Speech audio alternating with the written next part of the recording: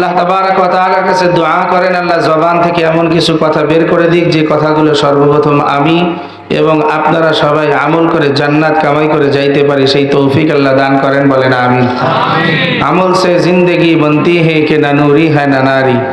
আমলের দ্বারা জীবন গঠন হয়, জানার দ্বারা কিন্তু জীবন গঠন হয় না। জানলাম অনেক কিছু, মানলাম না, কোনো লাভ আছে? জোরে বলেন, কোনো লাভ নেই। পৃথিবীর বুকে এই জমিনের ভিতরে আল্লাহ তাবারক ওয়া তাআলা এটাকে একটা জান্নাতের বাগান বলে আখ্যায়িত করেছেন নবীজি সাল্লাল্লাহু আলাইহি ওয়াসাল্লাম। আসলে আমরা বাঙালি মুসলমান, আমরা যেই কাজের ভিতরে সফলতা পাওয়া যায় সেই কাজ ছাড়া আমরা জমিনে পারতপক্ষে কাজ করতে যাই না। কি কথা ঠিক না? লসের ব্যবসা আমরা কি জেনে শুনে কেউ করি না? জোরে বলেন। এখানে যারা আমরা যেই কাজই করে থাকি না কেন, যদি কোনো কাজের সামনে দেখতেছেন যে এই কাজটা করলে লস হবে, তাহলে এই কাজ কি আমরা করতে যাই না? তাহলে আমরা যে এখানে বসেছি, এখানে বসে আমরা কি লাভের ভিতরে আছি না লসের মধ্যে আছি? সবাই বলেন না তো, সবাই বলেন। কেমন লাভ, কেমন উপকার, সেই সম্পর্কে একটা হাদিস শোনায় আমার মূল আলোচনার দিকে যাই। কেননা আগে আমরা দুনিয়ার ভিতরে ইবাদত বন্দেগী করবো, ইবাদত বন্দেগীর লাভ আগে আমাদের জানতে হবে। কি কথা ঠিক না? তাহলে এই মজলিসে যে এসেছি, হুজুর এই মজলিসে আসলাম, বসলাম, কিছু হবে কিনা, নাকি এমনিই বসে থাকলাম, কোনো লাভ টাভ আছে কিনা, আগে একটু শোনা দরকার আছে না নাই? এই জন্য রহমতে আলম নবী সাইয়্যিদুনা মুহাম্মদুর রাসূলুল্লাহ সাল্লাল্লাহু আলাইহি ওয়া আলিহি ওয়াসাল্লাম সুসংবাদ বাবদ একটি লম্বা চওড়া হাদিস এনেছেন। এমনিই তো জান্নাতের বাগান বলে আখ্যায়িত দিছেনই, এবং এই বাগানে যারা বসবে, মহিলা প্যান্ডেলে হোক এবং পুরুষ প্যান্ডেলে, যারা এই চার বাউন্ডারি সামিয়ানার ভিতরে থাকবে, আল্লাহ তাবারক ওয়া তাআলা তাদেরকে এই ফজিলত পূর্ণ করবেন। চিৎকার মেরে বলেন সুবহানাল্লাহ। আল্লাহর নবী বলেন, লা ইয়াবআসান্নাল্লাহু আকওয়ামান ইয়াওমাল কিয়ামাতি ফি বুজুহিহিমুন নূর আলা মানাবিরিল লুলু ইয়াগবিতুহুমুন নাস লাইসু বিআমবিয়াই ওয়ালা শুহাদা حلهم لنعرفنهم هذا قالهم المتحابون في الله من قبائل شتى وبلاد شتى هم يجتمعون الله تعالى يذكرونه زبان খুলে বলি সুবহানাল্লাহ। আল্লাহর নবী সুসংবাদ শুনাইতেছেন, ও দুনিয়ার উম্মত শোনো, হাসরের ময়দান যখন কায়েম হবে, সব মানুষগুলো নাফসি নাফসি করবে, হাই হুতাশ হয়ে যাবে, কেউ কাউকে সাহায্যের জন্য হাত বাড়াবে না। বাবা সন্তানের পরিচয় দিবে না, সন্তান বাবার পরিচয় দিবে না, স্ত্রী স্বামীর পরিচয় দিবে না, স্বামী স্ত্রীর পরিচয় দিবে না। যেই বন্ধু বন্ধুর জন্য পাগল, যেই দল দলের জন্য নেতাকর্মী পাগল, দুনিয়ার ভিতরে যেমন খোঁজ খবর না নিয়ে পালায় চলে গেছে, আখেরাতেও এমন পালায় বেড়াবে। কি কথা ঠিক না? জোরে বলেন। দুনিয়ার ভিতর থেকে যেমন খোঁজ খবর না নিয়ে রাতারাতি ভাগে চলে গেল, কর্মীদের হালত জানলো না, তাহলে এর দ্বারা বোঝা যায় দুনিয়াতেই যদি এমন হয়, নিজে বাঁচার জন্য কাউকে না জানায়া পালায়া চলে যাওয়া লাগে, তাহলে হাসরের ময়দানেও তো দূরে দূরে থাকবে, আর পলায় থাকবে, পরিচয় দিবে না। কি কথা ঠিক না? জোরে বলেন। আল্লাহ রাসূল সাল্লাল্লাহু আলাইহি ওয়াসাল্লাম বলতেছেন, ঠিক ওই সময় আল্লাহ এক শ্রেণীর মানুষদেরকে আরশে আজিমের নিচে ছায়া দান করবেন। বলেন না সুবহানাল্লাহ। শুধু ছায়া দান করেই ক্ষান্ত হবেন না, রাসূল বলেন যে নূরের দ্বারা বানানো একটা রাজ সিংহাসন বানাবেন, স্বর্ণ দ্বারা খচিত রাজ সিংহাসন বানাবে। সেই রাজ সিংহাসনে আল্লাহ তাদেরকে বসাবে, ফি বুজুহিহিমুন নূর, তাদের চেহারা থেকে নূর চমকাইতে থাকবে। আল্লাহু আকবার, জোরে বলেন। কি চমকাইতে থাকবে? এই যে লাইটের আলো এখানে হওয়াতে আমরা সবাই আলোকিত। কি কথা ঠিক না? এর থেকে দ্বিগুণ আলো ওই রাজ সিংহাসনের উপরে যাদেরকে বসাবে তাদের চেহারা থেকে বের হতে থাকবে। আল্লাহু আকবার, জোরে বলেন। আল্লাহ নবী সাল্লাল্লাহু আলাইহি ওয়াসাল্লাম যখন এই কথা বলতেছিলেন, সাহাবায়ে কেরামরা মনে করছেন যে এমন রাজ সিংহাসনে আর কাদেরকে বসাবে? হয়তো কোনো নবী পয়গম্বর, শুহাদায়ে কেরাম, তাদেরকে আল্লাহ রাসূল হয়তো বসানোর জন্য আদেশ করবেন।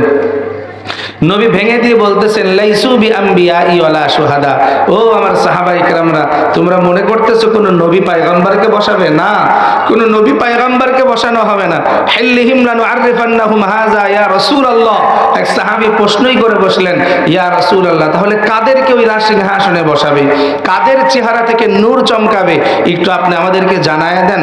তখন রাসূল বলতেছেন, হুম মুতাহাব্বুনা ফিল্লাহি মিন কবাইলি শাত্তা ওয়া বিলাদিন শাত্তা, হে আমার উম্মতরা শোনো, আল্লাহর বান্দারা এক এক গ্রাম থেকে, এক এক মহল্লা থেকে, এক এক ঘর থেকে তারা একত্রিত হবে আল্লাহর মোহাব্বতে। কার মোহাব্বতে? জোরে বলেন।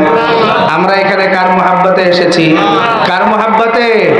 আল্লাহর রাসূল বলতেছেন তারা আল্লাহর মোহাব্বতে একত্রিত হবে এবং আল্লাহর নামের তাসবিহ পাঠ করবে। বলেন সুবহানাল্লাহ। এই যারা জাকিরিন হবে, জমিনের ভিতরে জিকির করনেওয়ালা হবে, কোরআনের মজলিসে বসবে, কোরআনের তালিম নিবে, রাসূল বলতেছেন এদেরকে আল্লাহ ওই আরশের নিচে ছায়া দান করে মতি দ্বারা বানানো, জমররাত পাথর দ্বারা সাজানো, স্বর্ণ দ্বারা খচিত, রৌপ্য দ্বারা সাজানো এমন রাজ সিংহাসনে তাদেরকে বসায় রাখবে। আল্লাহু আকবার, জোরে বলেন। এবং আল্লাহ তাবারক ওয়া তাআলার নবী মুহাম্মাদুর রাসূলুল্লাহ সাল্লাল্লাহু আলাইহি ওয়া আলিহি ওয়াসাল্লাম পরে আয়াতের ভিতরে সুসংবাদ শুনাইছে। ও কান্দাইল এলাকার মানুষ, জমিনের দিলের কান দিয়া একটু শুনে নাও। দয়ার নবী ডাক দিয়ে বলেন ওয়া যাকারাহুমুল্লাহু ফি মান ইনদা।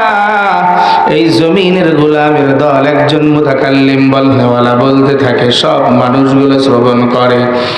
ঠিক আল্লাহ তাবারক ওয়া তাআলা আসমানের উপরে নিকটতম ফেরেশতাদেরকে নিয়ে এমন একটি মজলিস কায়েম করে ডাক দিয়ে বলে, ও ফেরেশতার দল, কান্দাইল দক্ষিণ পাড়া ফুরকানিয়া মাদ্রাসার মাঠ প্রাঙ্গণে এক মানুষগুলো একত্রিত হয়েছে।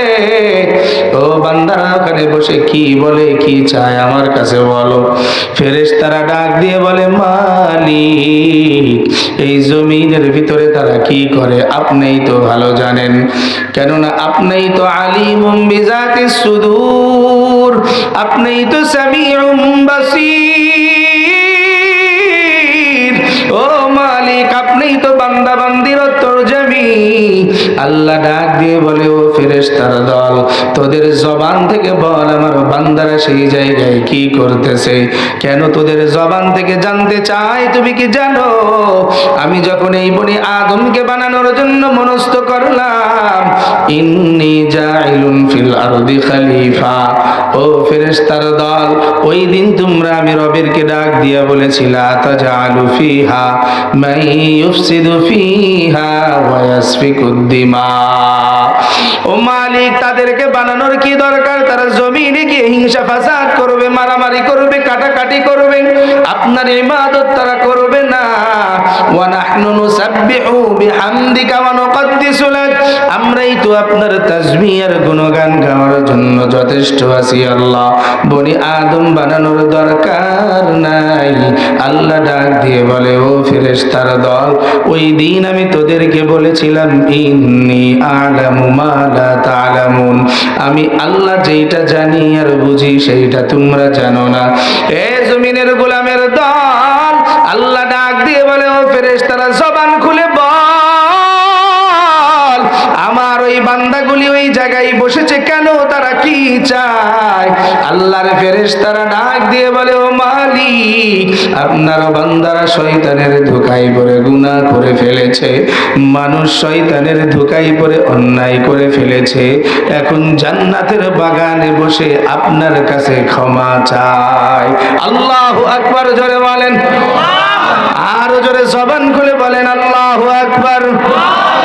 আল্লাহ তাবারক ওয়া তাআলা জানায় দেয়, ও ফেরেশতার দল সাক্ষী হও, ওই কান্দাইল দক্ষিণ পাড়ায় যত মানুষ একত্রিত হয়েছে, আমি আল্লাহ তাদের জিন্দেগির সব গুনাহ মাফ করে দিলাম।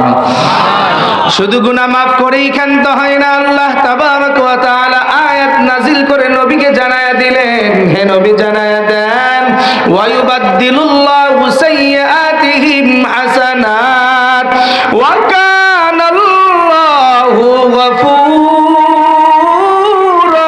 রহিমা। আল্লাহ বলেন, হে জমিনের গোলাম, আমি আল্লাহ জমিনের ভিতরে তোদের জিন্দেগির আমল নামায় যত গুনাহ আছে সব গুনাহগুলা মুছে দিয়া নেকির দ্বারা ভরপুর করে দিলাম। একটু জবান খুলে বলেন না সুবহানাল্লাহ।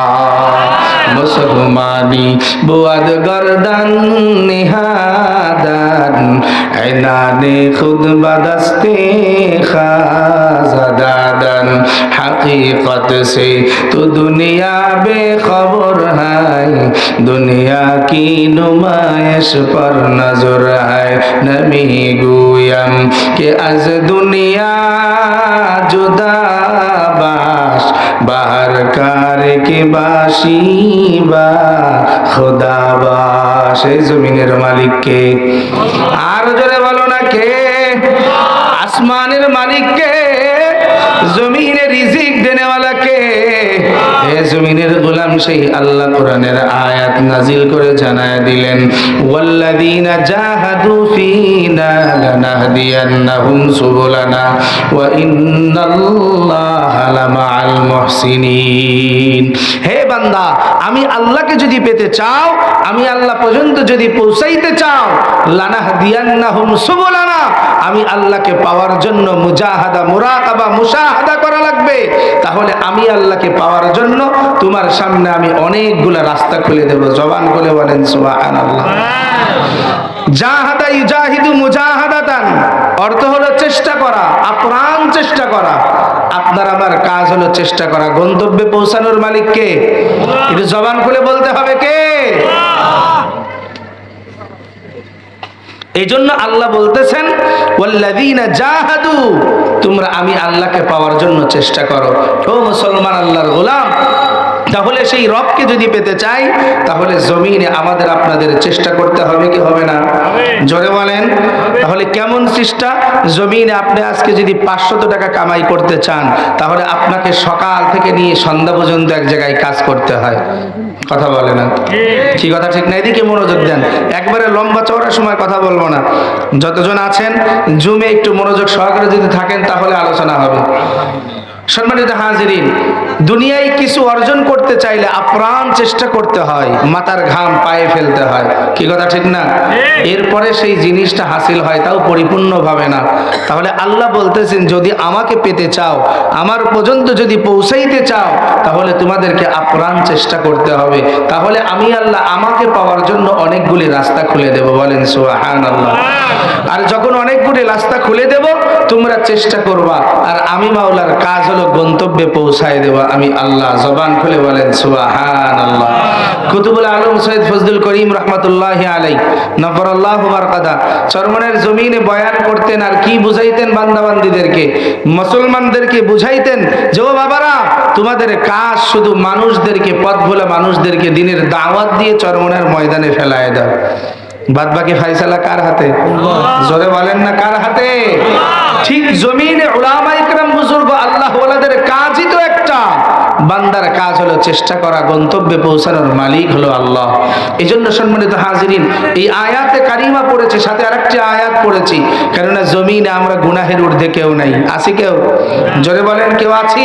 আমি যে কথা বলতেছি, আমার যে গুনাহ নাই, বিষয়টা কিন্তু এমন না। গুনাহ হয়ে যেতেই পারে। এই জন্য আল্লাহ তাবারাক ওয়া তাআলা বলেন, ইয়া ইবাদিয়াল্লাযীনা আসরাফু আলা আনফুসিহিম লা তাকনাতু মির রাহমাতিল্লাহ। হে দুনিয়ার বান্দা বান্দি, নফসের তাড়নায় পড়ে, শয়তানের ধোঁকায় পড়ে গুনাহ হয়ে গেছে, নৈরাশ হয়ে যায় না। আমি আল্লাহর কাছে পানাহ চাও। ইন্নাল্লাহা ইয়াগফিরুয যুনুবা জামিআ। আমি আল্লাহ তোমাদের জিন্দেগীর গুনাহ মাফ করে দেব। আরো জোরে বলেন না সুবহানাল্লাহ। আল্লাহ মাফ করবেন কেন? তিনি বলতেছেন, ইন্নাহু হুয়াল গফুরুর রহিম। আমি আল্লাহ ক্ষমাশীল, অতিশয় বড় দয়াবান। আল্লাহু আকবার বলেন। রাসূল হাদিসের ভিতরে বলতেছেন, কুল্লু বানি আদম খাত্তাউন। প্রত্যেকটা বনি আদম ভুলের ঊর্ধ্বে নয়, ভুল হতেই পারে আর হবে, এটাই বাস্তবতা। কেননা আল্লাহ মানুষকে বানাইছেন, দুই রকমের সালাহিয়াত দিয়েছেন। এক হলো নেকের কাজ করারও যোগ্যতা দিয়েছেন, আবার গুনার কাজ করারও যোগ্যতা দিয়েছেন। আবার নেকের কাজ করার যোগ্যতা দিয়েছেন, গুনার কাজ ছেড়ে দেওয়ারও যোগ্যতা আল্লাহ দিয়েছেন। কি কথা ঠিক না? জোরে বলেন। এই জন্যই তো মানুষের মর্যাদা ফেরেশতার থেকে বড় বেশি, বড় দামি। আল্লাহ তাবারক ওয়া তাআলার বান্দা ইমাম আযম আবু হানিফা রাহমাতুল্লাহি আলাইহি তিনি ইমাম বুখারী রাহমাতুল্লাহি আলাইহির কিতাবের ভিতরে একটা হাদিসের ওয়াকিয়া নিয়ে আসছেন। জমিনের ভিতরে মানুষ যে বড় দামি এর মিসাল দৃষ্টান্ত দেওয়ার জন্য জিবরাইল আলাইহিস সালাতু ওয়াস সালাম একদিন আল্লাহকে প্রশ্ন করলেন, মালিক এই জমিন আপনি যে বনি আদমদেরকে শ্রেষ্ঠত্ব দান করেছেন কেন? বলে এই প্রশ্নের জবাব যদি তুমি পেতে চাও তাহলে আবু বকর সিদ্দিক নামে জমিনে একজন ব্যক্তি আছে, তুমি তার সঙ্গে সাক্ষাৎ করবা। বলে কেমনে? বলে দেখবা তিনি কে, তুমি কি চেনো? বলে চিনি তো। বলে তারপরেও যদি না চেনো তাহলে দেখবা মসজিদে নববীতে সর্বপ্রথম যেই ব্যক্তি প্রবেশ করে এবং সর্বশেষ যেই ব্যক্তি বাহির হয় তার নাম হলো আবু বকর সিদ্দিক রাদিয়াল্লাহু তাআলা। তুমি যাও তার কাছে একটা প্রশ্ন করবা। কি প্রশ্ন? জিজ্ঞাসা করবা যে বলেন তো জিবরাইল এখন কোথায়? এই প্রশ্নটুকু তুমি তার কাছে করবা। আমি ফেরেশতাদের থেকে বনি আদমকে ফজিলতপূর্ণ কেন বানিয়েছি, তোমার এই প্রশ্নের জবাব তুমি আবু বকরের কাছে গেলে পাবা। মুসলমান ইমানদার আল্লাহর গোলাম ঠাকুরমার ঝুলির কোনো গল্প নয়, হাদিসের ঘটনা। নবীজি সাল্লাল্লাহু আলাইহি ওয়াসাল্লাম বলেছেন, আবু বকর সিদ্দিকের কাছে ওই ব্যক্তি যখন আসছেন, ভোরবেলায় দেখা করছেন মানুষের সুরত ধরে, সবার আগে সে আসছে, মসজিদে দাঁড়ায় আছে, সবাই বের হয়ে গেছে, সে আর বের হয় না। চাষ আওয়াবিন সব নামাজ ইশরাকের নামাজ পড়ে এরপরে সে আস্তে আস্তে বের হচ্ছে। এখন আবু বকর সিদ্দিকের সামনে গিয়ে মানুষের সুরত ধরে জিবরাইল সালাম দিয়ে বলে, আপনার সাথে একটু কথা ছিল। বলে এত সকালবেলা কিসের কথা নিয়ে আসছো? বলতেছে একটা প্রশ্ন শুধু করব। বলতেছে কি প্রশ্ন বলো? বলতেছে বলেন তো জিবরাইল এখন কোথায়? আল্লাহু আকবার, জোরে বলেন। এই কথা বলার সাথে সাথে আবু বকর সিদ্দিক বলতেছেন, সকালবেলা এত জবাব নিয়ে, এত কঠিন প্রশ্ন নিয়ে তুমি আসছো। জিবরাইল মনে করছে 2, 4, 5 মাস মনে হয় সময় লাগবে এটা বলতে। আবু বকর সিদ্দিক বলতেছে, এই প্রশ্ন কি আসলে তোমার কি আসলেই জানা দরকার? বলে হ্যাঁ জানা দরকার। আবু বকর সিদ্দিক রাদিয়াল্লাহু তাআলা আনহু চক্ষু বন্ধ করলেন, একবার চক্ষু বন্ধ করে তাকাইলেন, ডাক দিয়ে বলতেছেন, তুমিই তো জিবরাইল। বলেন না আল্লাহু আকবার, আর জোরে বলেন না আল্লাহু আকবার। জিবরাইল আলাইহিস সালাতু ওয়াস সালাম আশ্চর্য হয়ে গেলেন। বিষয়টাকে আপনি চোখ বন্ধ করলেন, তাকালেন আর বলতেছেন এত কনফিডেন্স, এত আপনার বিশ্বাস যে আমিই জিবরাইল? বলে হ্যাঁ, আমি এই জমিনের ভিতরে চক্ষু বন্ধ করে আল্লাহ আমাকে এত বড় শক্তি দিয়েছেন, আমার রুহের চক্ষু এমন ভাবে আল্লাহ খুলে দিয়েছেন, আধ্যাত্মিক চোখ আল্লাহ আমাকে এমন ভাবে দিয়েছেন, আমি চক্ষু বন্ধ করে দেখলাম এই জমিনে কোথাও তুমি নাই, এই আসমানের কত তালার ভিতরেও তুমি কোথাও নাই, আমার বিশ্বাস তুমিই হলো জিবরাইল। সঙ্গে সঙ্গে জিবরাইল মাথা নত করে স্বীকার করে বলেন, মালিক এই জন্যই তুমি বনি আদমকে এত মর্যাদাপূর্ণ করেছো। আল্লাহু আকবার, জোরে বলেন। কেননা ফেরেশতাদেরকে তো কোনো গুনাহ করার যোগ্যতা আল্লাহ দেন নাই, দিছেন? জোরে বলেন। ফেরেশতা যে যেই আমলে নিয়োজিত, কিয়ামত পর্যন্ত সে সেই আমলেই নিয়োজিত থাকবে। যাকে সিজদারত অবস্থায় দিছে সে সিজদাই থাকবে কিয়ামত পর্যন্ত, যাকে রুকু অবস্থায় দিছে সেই রুকু অবস্থায় কিয়ামত পর্যন্ত থাকবে, যাকে দাঁড় করায় রাখছে, কাদের উপরে আসমান ভর করায় দিয়ে রাখছে, তারা কিয়ামত পর্যন্ত ওই অবস্থার ভিতরেই থাকবে। কিন্তু বনি আদম আপনাকে আমাকে মন চাই জিন্দেগি চলার ব্যবস্থা দিছে, আবার গুনাহ থেকে মুক্ত থাকার জিন্দেগির ব্যবস্থাও আল্লাহ দিচ্ছে। কি কথা ঠিক না? জোরে বলেন। এই জন্য রাসূল বলেন, প্রতিটা বনি আদম কেউ গুনাহের ঊর্ধ্বে নয়, কিন্তু তার ভিতর থেকে উত্তম হলো আমার ওই উম্মত, যে ভুল হয়ে যাওয়ার পরে আল্লাহর কাছে খাস দিলে তওবা করে চোখের পানি ফেলায় কান্দে। রাসূল বলে এরাই হলো সব থেকে বড় দামি। আল্লাহু আকবার, জোরে বলেন। তাহলে আল্লাহকে যদি পেতে চাই গুনাহমুক্ত জীবন গঠন করতে হবে। এখন আসেন, গুনাহমুক্ত জীবন যদি গঠন করতে চাই, ইলমে দ্বীন ছাড়া কি গুনাহমুক্ত জীবন গঠন করা সম্ভব? জোরে বলেন, জোরে বলেন। কুরআন ছাড়া, রাসূলের হাদিস আর আদর্শ ছাড়া গুনাহমুক্ত জীবন গঠন করা কি সম্ভব? জোরে বলেন। কোনো দিনই সম্ভব না। কেননা আমি যে ইবাদতটা করব, ইবাদত সম্পর্কে আগে আমাকে তার জ্ঞান, তার ইলম অর্জন করতে হবে। কি কথা ঠিক না? এই জন্য এই সাময়িক প্রথম যেই জ্ঞানটা অর্জন করার জায়গা সেটাকে বলা হয় মক্তব, সেটাকে বলা হয় ফুরকানিয়া মাদ্রাসা। আপনাদের এই কান্দাইল দক্ষিণ পাড়ায় হলো এই ফুরকানিয়া মাদ্রাসার উদ্যোগে আজকের এই মাহফিল। কি কথা ঠিক না? জোরে বলেন। তাহলে একটা সন্তানকে সর্বপ্রথম মা বাবার উপরে নৈতিক দায়িত্ব, ফরজে আইন প্রতিটা গার্জিয়ান মা বাবার জন্য এই ছোট্ট সন্তানকে সর্বপ্রথম ইলমে দ্বীন অর্জন করায় দেওয়া। কিসের জন্য? রাসূল বলেন তলাবুল ইলমি ফারিদাতুন আলা কুল্লি মুসলিম ওয়া ফি রিওয়ায়াতিন মুসলিমা, প্রত্যেক পুরুষ নর এবং নারীর জন্য ইলমে দ্বীন অর্জন করা ফরজে আইন। কি কথা ঠিক না জোরে বলেন? কিন্তু সন্তানের যে হক আছে, এই হক আদায়ের ক্ষেত্রে যদি সর্বপ্রথম সন্তানকে যদি দ্বীন শিক্ষা না দেই, কোরআনের তালিম না দেই, তাহলে এই সন্তানই হাসরের ময়দানে আপনি বাবা আপনি মা আপনার বিরুদ্ধে তারা উকিল হয়ে জজ হয়ে আল্লাহর কাছে বিচার দায়ের করবে। কি বিচার জানেন? বলবে আল্লাহ আমার এই মা বাবা আমাকে যদি দ্বীন শিখাইতো, দ্বীন বুঝাইতো, তাহলে আমি দ্বীন শিখতাম, দ্বীন বুঝতাম।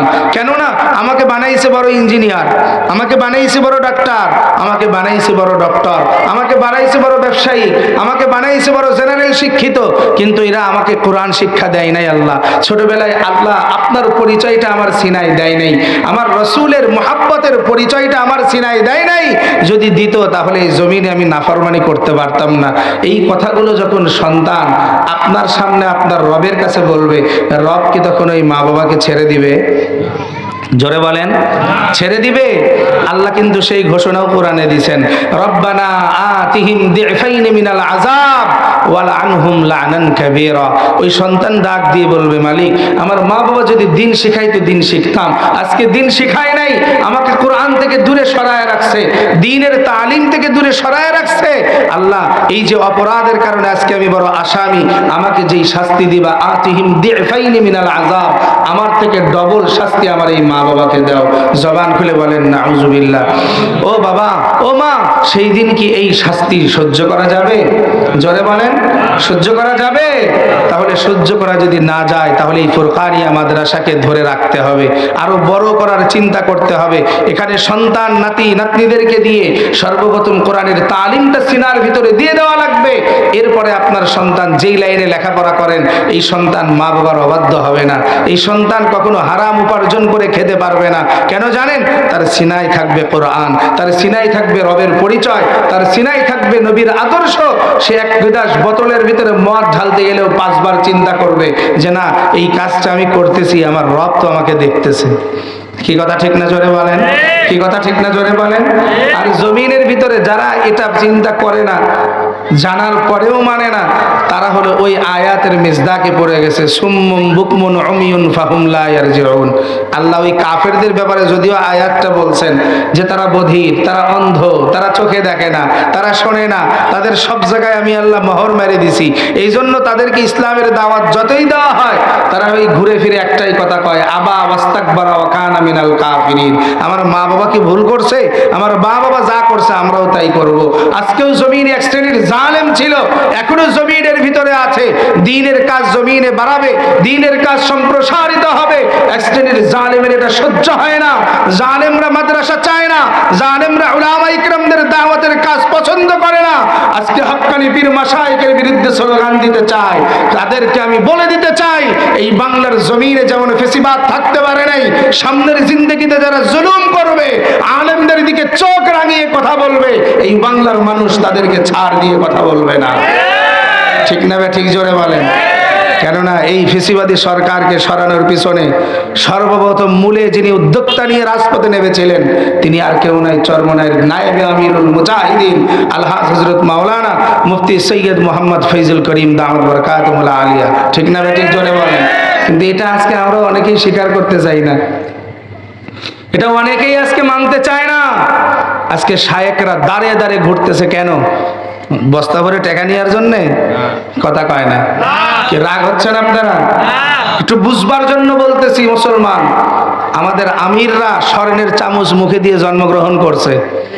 তাদের যে সম্পদ, সম্পদের জন্য তারা দৌড়ায় না, তারা একটা আয়াতের উপরে আমল করেন। সূরা জুমআয় আল্লাহ বলেছেন, হুয়াল্লাযী বা'আসা ফিল উম্মিয়িনা রাসূলাম মিনহুম ইয়াতলু আলাইহিম আয়াতিহি ওয়া ইউযাক্কিহিম ওয়া ইউআল্লিমুহুমুল কিতাবা ওয়াল হিকমা ওয়া ইন কানু মিন ক্বাবলু লাফি দালালিম মুবিন। আল্লাহু আকবার বলেন। আল্লাহর রাসূলকে আল্লাহ 4টা মিশন দিয়ে জমিনে পাঠাইছেন, দাওয়াত, তালিম, তাজকিয়া নফস, জিহাদ ফি সাবিলিল্লাহ। এই 4টা কাজ বাস্তবায়ন করতে হবে, এটা ঈমানি দায়িত্ব আপনার আমার। কি কথা ঠিক না জোরে বলেন? যদি মুসলমান দাবি করে থাকেন এই চারটা কাজ অবশ্যই আপনাকে করতে হবে। তার ভিতরে এক নাম্বার হলো দাওয়াত। এখানে ফুরকানিয়া মাদ্রাসা যদি দাওয়াত না দেন, এলাকায় যদি দাওয়াতের প্রচার প্রসার না করেন, তাহলে মানুষ জানতেও পারবে না যে এখানে একটা মাদ্রাসা আছে। কথা কয় না? কি কথা ঠিক না? তাহলে সর্বপ্রথম আমাদের কাজ কি? দাওয়াত দিতে হবে যে ভাই আমাদের এখানে একটা মাদ্রাসা আছে, আমরা চেষ্টা করতেছি সন্তানদেরকে সুশিক্ষায় শিক্ষিত বানানোর জন্য। কি কথা ঠিক না? জোরে বলেন। এই দাওয়াতটা যখন মানুষের কানে কানে যাবে, এই দাওয়াত পাওয়ার পরে মানুষ সন্তানদেরকে মাদ্রাসায় নিয়ে আসবে। কি কথা ঠিক না? যখন মাদ্রাসায় আসবে, দ্বিতীয় নাম্বার আমাদের কাজ হলো তালিম দেওয়া, কোরআনের শিক্ষা দেওয়া। এটার ভিতরে একাগ্রতা, মুহাব্বত, ভালোবাসা নিয়ে জমিনে সন্তানদেরকে তালিম দিতে হবে, কোরআনের তালিম, যেমন করে তালিম দিয়েছিলেন নবীজি সাল্লাল্লাহু আলাইহি ওয়া আলিহি ওয়াসাল্লাম। কি কথা ঠিক না? আল্লাহ তাবারক ওয়া তাআলার বান্দা জনাবে মুহাম্মদুর রাসূলুল্লাহ সাল্লাল্লাহু আলাইহি ওয়া আলিহি ওয়াসাল্লাম জমিনের ভিতরে দুই রকম কাজ করেছেন। এ জমিনের মুসলমান দিলের কান দিয়া একটু শুনে নাও। আল্লাহ তাবারক ওয়া তাআলার নবীর উপরে যখন কোরআন নাজিল হয়ে গেলেন, আল্লাহর নবী দাওয়াত দেওয়ার জন্য গোপনে গোপনে এলাকায় ছড়ায় পড়লেন। আল্লাহর নবী ডাক দিয়ে বলেন, ও জমিনের মানুষ, লাত মানাতের ইবাদত করার দরকার নাই। এই জমিনের ভিতরে তোমরা এক আল্লাহকে মেনে নাও, আল্লাহকে বিশ্বাস করো। জমিনের ভিতরে আমি নবী হয়েছি, আমার উপরে নবুয়ত দেওয়া হয়েছে, কোরআন নাজিল করা হয়েছে। এই আরবের মানুষ সব কিছু ভেদাভেদ ভুলে যাও, লা ইলাহা ইল্লাল্লাহর দাওয়াতটা গ্রহণ করিয়া নাও। মানুষগুলো যারাই দাওয়াত গ্রহণ করে নিলেন, আল্লাহর নবীকে দ্বিতীয়বার প্রশ্ন করলেন, ও পয়গম্বর, এখন মুসলমান হয়েছি, দ্বিতীয় নাম্বার কাজ কি আমাদের বলিয়া দেন। আল্লাহর নবী ডাক দিয়ে বলে, ও উম্মতের দল, এখন দ্বিতীয় নাম্বার কাজ হলো তোমাকে দ্বীন শিখা লাগবে, কোরআন শিখা লাগবে। এই জন্য দয়ার নবী, মায়ার নবী সাহাবায়ে কেরামদেরকে বলতে লাগলেন, ও সাহাবায়ে কেরাম, একটু কোরআনের তেলাওয়াত শেখার জন্য আমি নবীর সামনে দরসে বসে যাও। এক সাহাবী প্রশ্ন করলেন, ইয়া রাসূলুল্লাহ, কোরআন যদি শিখি, কোরআন যদি পড়ি, তাহলে আমাদের লাভ কি হবে? দয়ার নবী ডাক দিয়ে বলেন, মান ক্বারা হারফাম মিন কিতাবিল্লাহি ফালাহু হাসানা। ও সাহাবায়ে কেরামের দল, এই জমিনে যদি কোরআনের তেলাওয়াত শেখো, এক হরফের বিনিময়ে আমলনামায় 10টি করে নেকি হবে। বলেন না সুবহানাল্লাহ। সাহাবায়ে কেরাম নেকি কামাইয়ের জন্য পাগল, আল্লাহর নবীর দরবার থেকে দূরে সরে যায় না। কখন আল্লাহর উপরে আয়াত নবীর উপরে আল্লাহ দিয়া দিবেন। আল্লাহর নবীর উপরে যখনই কোনো আয়াত আসে, কোনো সূরা এসে যায়, আল্লাহর নবী কাতিবে ওহীদেরকে ডাক দেওয়ার পর দয়ার নবী তেলাওয়াত করতে বসে যায়, আর কাতিবে ওহীরা সুন্দর করে পাথরের উপরে খোদাই করে লিখতে থাকে। আল্লাহর নবী সাহাবায়ে কেরামদেরকে ডাক দিয়ে বলে, ও সাহাবায়ে কেরামের দল, এই কোরআনটা সর্বপ্রথম যদি না শেখো, না জানো, রবের পরিচয় পাইবা না। আর নবীর পরিচয় যদি না পাও, আল্লাহর পরিচয় জমিনে পাইবা না। আল্লাহর নবীকে প্রশ্ন করে বললেন, ও পয়গম্বর, এই জমিনে আপনাকে নবী হিসাবে আল্লাহ পাঠাইছে, তার কোনো প্রমাণ জমিনে আছেনি? আল্লাহর নবী তেলাওয়াত করে শোনায়া দিলেন, ও জমিনের বনি আদম, আল্লাহ সূরা কাহাফের সর্বশেষ আয়াত নাজিল করে আমাকে জানায়া দিলেন, কুল ইন্নামা আনা বাশারুম মিসলুকুম ইউহা ইলাইয়া আন্নামা ইলাহুকুম ইলাহু ওয়াহিদ। এ নবী, আপনি জানায়া দেন, এ জমিনের কাফেরের গোষ্ঠী, আমি তোমাদের মতো একজন মানুষ, আমি অন্য কোন গ্রহের কোনো মানুষ নয়, আমাকে অন্য কোন প্রজাতির থেকেও পাঠানো হয় নাই। মিসলুকুম, তোমাদের মতো আমি নবী একজন মানুষ, শুধু পার্থক্য এতটুকু, আমার কাছে ওহী আসে, তোমাদের কাছে ওহী আসে না। হে নবীর আশিক উম্মতের দল, এমন করে বলতে বলতে সাহাবায়ে কেরামরা কোরআনের তালিম শিখতে শিখতে জমিনে কোরআনের ধারক বাহক হয়ে গেলেন। আল্লাহ তাবারক ওয়া তাআলার নবী জানায় দেয়, এমন করে জমিনে কোরআনের ধারক বাহক হও, কোরআনের পক্ষে জমিনে স্লোগান দিয়ে চলতে যাও। এরে আল্লাহর গুলাম, সঙ্গে নিয়ে জমিনে যদি চলতে পারো আল্লাহ জিন্দেগির গুনাহ মাফ করে দিবেন। আল্লাহ কেমনে বলেছে জানো? ওয়াল্লাযীনা জাহাদু ফীনা লানাহদিয়ান্নাহুম সুবুলানা। এই জমিনের গোলামের দল, আমি আল্লাহকে পাওয়ার জন্য আপ্রাণ চেষ্টা জমিনে করা লাগবে। হাসান বসরি রাহমাতুল্লাহি আলাইহি এই আয়াতের ব্যাখ্যার ভিতরে মুফাসসির ইকরামগণ বর্ণনা করেছেন, এই জমিনে একজন বড় বুজুর্গ আল্লাহ ওলি দুনিয়ার থেকে বিদায় নিয়েছে, যার নাম গালিবান আমরা সবাই কম বেশি জানি, যার নাম হলো হযরত বাইজিদ বুস্তামি রাহমাতুল্লাহি আলাইহি। ঠিক না বে ঠিক? জোরে বলেন। একটি গিলাস পানির ফলে বাইজিদের কোলে তুলে হাত তুলে মা বলে বাইজিদকে ওলি বানাও। মায়ের দোয়া লও হে মুমিন, মায়ের দোয়া লও, মায়ের দোয়া লও হে মুমিন, মায়ের দোয়া লও। বিপদে পড়বে না তুমি যখন যেথায় যাও, বিপদে পড়বে না তুমি যখন যেথায় যাও। মায়ের দোয়া লও হে মুমিন, মায়ের দোয়া লও। ছোট্ট শিশু বাইজিদেরই নাম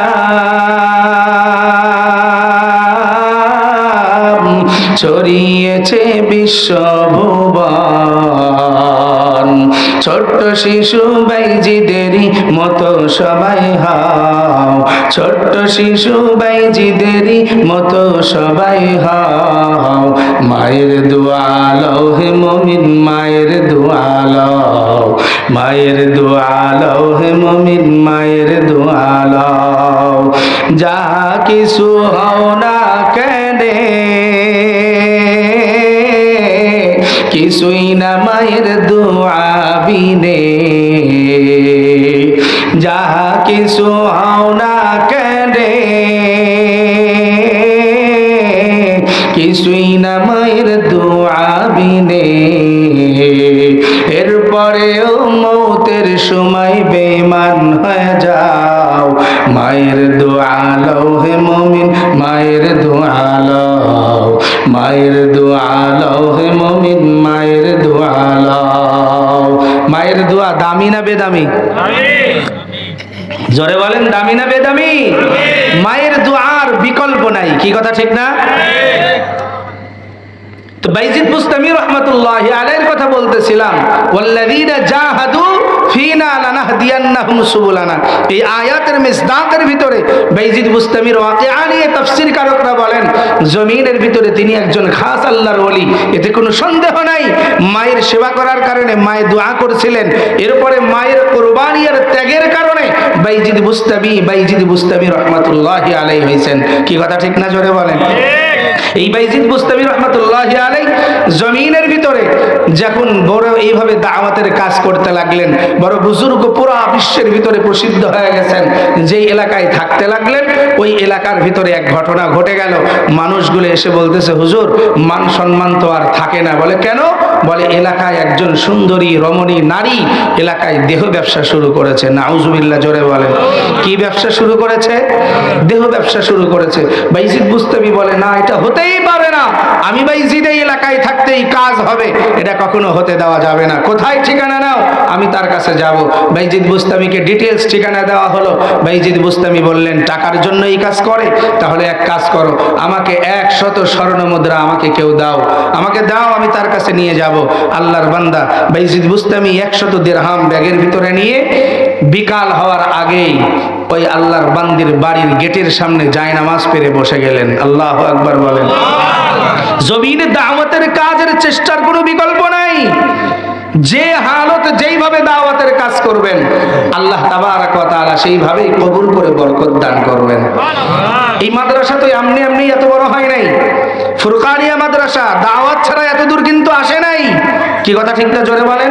আজকে যতটুকুই ছাত্র ছাত্রী আছে, এই দাওয়াতের মাদ্দা যদি আরো বাড়াইতে পারি, খোদার কসম এই মাদ্রাসা শুধু ফুরকানিয়া থাকবে না, আল্লাহ যদি কবুল করে দাওরায়ে হাদিস পর্যন্ত হয়ে যাবে। কোনো কথা ঠিক না ব্যাটিক? জোরে বলেন। কি এটা হতে কি সময় লাগবে নাকি? আপনাদের শুধু ইখলাস আর চেষ্টা লাগবে, ফয়সালা করবেন কে? জোরে বলেন না কে? বাইজিদ বুস্তামি রাহমাতুল্লাহি আলাইহি জমিনের ভিতরে যখন যাই নামাজ বিছায়া পাগড়ি পরিয়ে বসে তাসবিহ হাতে নিয়ে সুবহানাল্লাহ আলহামদুলিল্লাহ সুবহানাল্লাহি ওয়া বিহামদিহি সুবহানাল্লাহিল আযীম কালেমাগুলো পড়তেছে। মানুষগুলো যখন ওই মহিলার কাছে আসতে লাগছে, আল্লাহর ওলিকে দেখার পর ঘুরে ঘুরে সবাই চলে যায়, লজ্জা পায়। সন্ধ্যা ঘনায় আসছে, এখন ওই আল্লাহর বান্দি তার গোলামকে ডাক দিয়ে বলে, রে গোলাম, এত সময় পর্যন্ত একটা খরিদ্দারও আসলো না, কি ব্যাপার? আজকে কি আমার ব্যবসার কোনো কামাই রুজি হবে না? কামাই রুজি যদি না হয় আগামীকাল কি খাবো, কি পরব? রে গোলাম, দেখো মানুষ কেন আসে না? ঐতিহাসিকগণ লেখেন, গোলাম যখন গেট খুললেন, দেখে গেটের সামনে বড় এক বুজুর্গ পাগড়ি মাথায় দিয়া বসিয়া সুবহানাল্লাহর জিকির করতেছে। গোলাম দৌড়ায় গিয়া বলে, মালিক, কেমন করে আজকে আপনার কাছে আপনার বন্ধুরা আসবে, খরিদ্দার আসবে? বলে, কেন, কি হয়েছে? বলে, এক বুজুর্গ রাস্তায় বসে আছেন, আল্লাহর বান্দি রাগান্বিত হয়ে গেলেন। জমিনের ভিতরে গেট খুলে দৌড়ায় এসে বলে, এই বিয়াদব মোল্লা, কে তুমি? আমরা ব্যবসার বাতির ভিতরে লাল বাতি জ্বলাইয়া দেওয়ার জন্য বসেছো, যাও এখান থেকে চলিয়া যাও। বাইজিদে বুস্তামি ডাক দিয়া বলে, রে মা, জমিনে তুমি তো আজকে দেহ ব্যবসায় লিপ্ত হয়েছো টাকার কারণে, আমার এই ব্যাগটা তোমার গোলামের মাধ্যম দিয়ে নিয়ে যাও। আমার এই ব্যাগের ভিতরে 100 স্বর্ণ মুদ্রা আছে, এইটা আমি তোমাকে হাদিয়া দিলাম, বিনিময় শুধু তোমার সঙ্গে দু একটা কথা বলতে চাই। আল্লাহর বান্দি ডাক দিয়ে বলে, শুধু কথা বলার জন্য 100 দিরহাম দিবা? বলে, হ্যাঁ। আল্লাহর বান্দি খুশি হয়ে ভিতরে ঢুকিয়া গেলেন। গোলামকে ডাক দিয়া বলে, যাও যাও, আমি আল্লাহর বান্দার কাছ থেকে যা দেন সেইটা নিয়ে আসো। আল্লাহর বান্দা যুবক এসে যখন 100 দিরহামের ব্যাগটা নিয়ে গেলেন, ঐতিহাসিকগণ লিখিয়া দেন, বান্দি যখন দেখলেন বড় আনন্দিত হয়ে গেলেন। বলে, যাও, তাকে ভিতরে প্রবেশ করতে বলো। আল্লাহর বান্দা বাইজিদ বুস্তামি চোখের ভিতরে পানি, মনে মনে ডাক দিয়া বলে, মালিক, আমার কাজ চেষ্টা করা ফাইসালা তুমি করবা। আল্লাহ, আমি দ্বীনের দাওয়াত নিয়ে তোমার এই বান্দির কাছে এসেছি। আল্লাহর বান্দা গেটের কাছে এসে সালাম দিলেন জোরে করে, আসসালামু আলাইকুম ওয়া রাহমাতুল্লাহি ওয়া বারাকাতুহু। ভিতর থেকে জবাব দেয়, ওয়া আলাইকুমুস সালাম ওয়া রাহমাতুল্লাহ। এতটুকু জবাব শোনার পর বাইজিদ বুস্তামি বুঝতে পারলেন, নারীরা কোনো ইহুদি নয়, কোনো খ্রিস্টান নয়, এই নারীটা জমিনে মুসলমানের সন্তান। আল্লাহর বান্দা বাইজিদ বুস্তামি তার ঘরের সামনের বারান্দায় যাই নামাজ বিছায়া দিলেন। আর আল্লাহর বান্দিকে ডাক দিয়া বলে, ও মা, তুমি জমিনের ভিতরে তুমি বুঝি মুসলমান? আল্লাহর বান্দি বলে, জি আমি মুসলমান।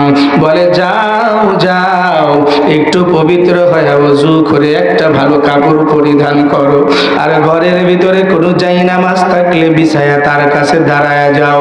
আল্লাহর বান্দি ওযু করে এসে নতুন কাপড় পাল্টায়া যাই নামাজে দাঁড়ায়া গেলেন। আল্লাহর বান্দা বাইজিদ বুস্তামি ডাক দিয়ে বলে, রে মা, এই জমিনে তোমাকে আল্লাহ কত আদর করে যত্ন করে বানাইছে তুমি কি জানো? আল্লাহর বান্দি ডাক দিয়া বলে, না না, আমাকে জমিনে কে বানাইছে, কে পাঠাইলো কিছুই জানি না।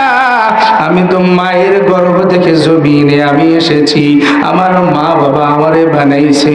বাইজিদ বুস্তামি ডাক দিয়া বলে, না না, এ আল্লাহর বান্দি তোমার মা বাবা বানাইতে পারে নাই। বলে, কে বানাইছে? বলে, শোনো, আমার রব ডাক দিয়া বলেন, সুম্মা খালাকনান নুতফাতা আলাকা ফাখালাকনাল আলাকাতা মুদগা ফাখালাকনাল মুদগাতা ইযামান ফাকাসাউনাল ইযামা লাহমা সুম্মা আনশানাহু খালকান আখার ফাতাবারাকাল্লাহু আহসানুল খালিকিন। আল্লাহ তাবারাকা ওয়া তাআলা জানায় দেয়, জমিনের গোলামের দল, আমি আল্লাহ কেমন করে তোরে জমিনে বানাইলাম, মা বাবার মিলনের মাধ্যমে। তোর বাবার পৃষ্ঠ দেহে থেকে এক ফোঁটা নাপাক পানি তোর মায়ের রেহেমে দিয়া দিলাম। আমি মাওলা ফি করারিম মাকিন, এত সুন্দর একটি জায়গার ভিতরে এক ফোঁটা নাপাক পানি জমাট বন্দি করলাম। বাহিরের আসমান জমিনের কোনো বাতাস যাওয়ার জায়গা নাই, কোনো আলো যাওয়ার কোনো জায়গা নাই। 1 মাস নয়, 2 মাস নয়, 10 মাস 10 দিন তোর মায়ের গর্ভে আমি আল্লাহ তিলে তিলে বড় করালাম। 40 দিন পানির টুকরাটারে একটু বড় করালাম, তারপরে পানির নাপাক টুকরাটারে রক্তের টুকরায় পরিণত করালাম। 80 দিন যখন হয়ে গেল, আমি আল্লাহ তোর হাত বানাইলাম, সুন্দর করে তোর জমিনে পা বানায় দিলাম, সুন্দর বডি ফিট করে দিলাম, কোন জায়গায় কোন জিনিসের দরকার আমি আল্লাহ লাগায় দিলাম। হে বান্দা চায়া দেখ, এত সুন্দর করে চেহারা বানাইছি। এই জমিনে একই মায়ের সন্তান 11 জন সন্তান জমিনে আমি মাওলা তোদের মা বাবার মাধ্যমে দিলাম। কারোর চেহারার সাথে হুবাহুব মিল নাই। আদম থেকে শুরু করে শেষ দিন পর্যন্ত যত মানুষ জমিনে আমি মাওলা পাঠায়া দিব, একজনের ফিঙ্গারের সঙ্গে আর একজনের কোনো ফিঙ্গারে মিল নাই। ঠিক না বে ঠিক? জোরে বলেন। এর কারিগর একজন আছে না নাই? একটু জবান খুলে বলো না কে? আর জোরে জবান খুলে ডাক দাও আল্লাহ। আল্লাহ ডাক দিয়া বলে, জমিনের গোলাম, আমি আল্লাহ সুন্দর করে চেহারা বানায় তোর চেহারাটাও সুন্দর আকৃতি দিয়া দিলাম। ডাইরেক্ট চোখের ভিতরে রোদ পড়লে সহ্য করতে পারবি না, চোখের উপরে পাপড়ি চুল দিয়ে দিলাম যাতে কোনো ধুলাবালি না যায়। আবার তার উপরে ভুরু দিয়া চুল দিয়ে আটকায়া দিলাম যাতে ডাইরেক্ট চোখের ভিতরে কোনো ময়লা না যায়। এ বান্দা, তোর মুখটা দিয়েছি আমি আল্লাহর রিজিক, হালাল খাবি। তোর মায়ের গর্ভে 10 মাস 10 দিন আমি আল্লাহ ইচ্ছা করলে তোর মায়ের মাসিক মুখ দিয়ে খাওয়াইতে পারতাম, কিন্তু জবান দিয়ে খাওয়াই নাই। আমি মাওলা তোর মায়ের নারীর সঙ্গে তোর নারী ফিট করে দিয়েছি। এ গোলাম, কেন জানো? জমিনে যাওয়ার পর ওই জবান দিয়ে তোর মাকে ডাকলি, তোর মায়ের দিলটা ঠান্ডা হয়ে যায়। তোর বাবাকে যখন আব্বু বলিয়া ডাক দাও, তোর বাবার কলিজা ঠান্ডা হয়ে যায়। এ গোলাম, আমি মাওলা কি অপরাধ করেছি তোর কাছে? আমি আল্লাহকে কি একবার আল্লাহ বলে ডাক দেওয়া যায় না? আমার রবের ডাক শোনার জন্যই তোরে জবানটা দান করেছি। এ জমিনের গোলাম, আল্লাহ ডাক দিয়া বলে, এই জবানের ভিতরে এমন রাডার লাগায় দিলাম, হে বান্দা, তোর মুখের ভিতরে খাবারের স্বাদ লাগবে, এই জন্য সুন্দর তোরে রুচি লাগায় দিলাম। শক্ত জিনিস চাবায়া খাবি, এই জন্য সুন্দর করে সাজায়া দাঁত দিয়া দিলাম। আবার নাকটা এমন জায়গায় বসায়া দিয়েছি, খাবার খাওয়ার জন্য সুঘ্রাণ শুকা দরকার। নাকটা যদি পিছনে লাগাইতাম, চক্ষুটা যদি উপরে দিয়া দিতাম, ওই নাকের কাছে আগে খাবার নিয়ে শুকানো লাগতো, এরপরে চক্ষু দিয়া দেখিয়া তার উপরে মুখে দেওয়া লাগতো। ঠিক না বেটি? জোরে বলেন। আল্লাহ বলেন, হে জমিনের গোলামের দল, আমি আল্লাহ এক জায়গায় সব জিনিস রাখছি যাতে তোদের কোনো কষ্ট না হয়। এরপরে জবানের ভিতরে এমন রাডার লাগায়া দিলাম, চক্ষু অন্ধ হয়ে গেছে, বোঝো নাই, নাকে ঠান্ডা লেগেছে, সুঘ্রাণ নেওয়ার অবস্থা নাই, কিন্তু তোমার সামনে যে খাবার আছে, খাবারটা যদি নষ্ট হয় পেটে গেলে বান্দা তোর পেট খারাপ হয়ে যাবে। এই জন্য জিহ্বা এমন রাডার লাগাইলাম, তোর ওই জিহ্বা ঠেলা দিয়ে খাবার বাহির করিয়া দিবে। হে বান্দা, এত কিছু করার পরেও আমাকে কেন চিনলি না? এই জমিনে আমি মাওলার নাফরমান হয়ে কেমনে দুনিয়ায় চলো? আজকে বাবাই বড় হয়ে গেল, ধন সম্পদ বড় হয়ে গেল, আজকে তোর নেতা নেত্রী তোর কাছে আপন, আমি মাওলা কি তোর উপর হয়ে গেলাম? এই জন্য আল্লাহ বলেন, ইন্নাল ইনসানা লিরাব্বিহি লাকানুত। এ জমিনের বনি আদম বড় নাফরমানের গোষ্ঠী। বাইজিদ বুস্তামি এমন বয়ানগুলো ওই নারীর কাছে করতে আরম্ভ করলেন, এ নারী, এই জমিনে তোমার চেহারা মাওলা সবার জন্য দান করে নাই। এ পর্দার আড়ালের আম্মা জান, ও পর্দার আড়ালের যুবতী বোনেরা, তোমার রূপ যৌবন, তোমার সুন্দর চেহারা মাওলা সবার জন্য বানায় নাই। তোমার জন্য একজন পুরুষ মাওলা নির্ধারণ করেছে, তোমার চেহারা দেখলে একমাত্র সেই দেখবে, এছাড়া কেউ পারবে না। আজকে জমিনে ও আল্লাহর বান্দি, তোমার এই চেহারা রূপ যৌবন বিলীন করিয়া দিতেছো। তুমি আল্লাহর কাছে কত বড় বিয়াদব হয়ে গেছো জানো? আল্লাহর বান্দি ডাক দিয়া বলে, এর কারণে কি কোনো সাজা হবে? আল্লাহর বান্দা ভাই যদি বুঝতামি বলে, হা হা, জিনাকারের শাস্তি কেমন জমিনে তুমি কি জানো? খাস দিলে তওবা যদি না হয়, আল্লাহ তাবারাকা ওয়া তাআলা ওই জাহান্নামের ভিতরে জিনাকারদের কেমন শাস্তি দিবে। দয়ার নবী মায়ার নবী মেরাজে যাওয়ার পর জান্নাতের নাজ নিয়ামত দেখিয়ে খুশি হয়ে গেলেন। আল্লাহ ডাক দিয়া বলে, রে বন্ধু, আর একটা জিনিস বানাইছি, ওইটা কি দেখব না? আল্লাহর নবী ডাক দিয়া বলে, মালিক আবার কি জিনিস বানাইছো? বলে, যাও, আমি জাহান্নাম নামক আর একটা বাড়ি বানায় রাখছি। দয়ার নবী জাহান্নামের ভিতরে ঢুকিয়া নারীদের আড্ডা আগে দেখলেন। সর্বপ্রথম নারীদেরকে এক এক সুরতে মাওলা ঝুলায়া রাখছেন। কাউকে ঠোঁটের সঙ্গে বস্যির মতো আংটি বাঁধায়া ঝুলায়া রাখছে, কাউকে জিহ্বার সঙ্গে বস্যির মতো আংটা বাঁধায়া ঝুলায়া রাখছে। দয়ার নবী ডাক দিয়ে বলে, ও ভাই জিবরাইল, ও মিকাইল, তোমরা দুইজন আমাকে বলো, আমার এই উম্মতদের সঙ্গে এমন কেন আচরণ? জিবরাইল ডাক দিয়া বলে, পয়গম্বর, সামনের দিকে আগা যান, আর অনেক কিছু দেখা লাগবে। আল্লাহর নবী সামনে আগায় দেখে এক শ্রেণীর নারীদের স্তনের সঙ্গে বস্যির মতো আংটা বাঁধায়া ঝুলায়া রাখছে। আল্লাহর নবী ডাক দিয়ে বলে, ও জিবরাইল, আমার উম্মতদের এমন শাস্তি আমি নবী সহ্য করতে পারবো না। আল্লাহর ফেরেশতা জিবরাইল বলে, পয়গম্বর, সামনে আগায়া যান। আল্লাহর নবী দেখে এক শ্রেণীর পুরুষ আর নারী জমিনের ভিতরে ফেলায়া দিছে বড় বড় ফেরেশতারা, মাথার উপরে বড় পাথর দ্বারা আঘাত করতেছে। মাথা চূর্ণ বিচূর্ণ হয়ে যায়, পাথরটা দূরে সরিয়া যায়। জিবরাইল ডাক দিয়ে বলে, পয়গম্বর, একটু দাঁড়ায়া দেখিয়া যান। জিবরাইলের কথা শুনে নবী দাঁড়াইলেন। ওই ফেরেশতা পাথর নিয়ে আসার যতটুকু সময় হয়, এতটুকু সময়ের ভিতরে আল্লাহ আবার মাথাটাকে ভালো করে দেয়। আবার ফেরেশতা এসে পাথর দিয়ে মাথায় আঘাত শুরু করিয়া দেয়। নাফরমানের মাথা চূর্ণ বিচূর্ণ হয়ে যায়। দয়ার নবী উম্মতের কান্ডারি সামনে যেতে চায় না, বলে, ভাই জিবরাইল, আমি এই জন্য জমিনে আসি নাই, আমার রব আমাকে রহমত স্বরূপ জমিনে পাঠাইছে।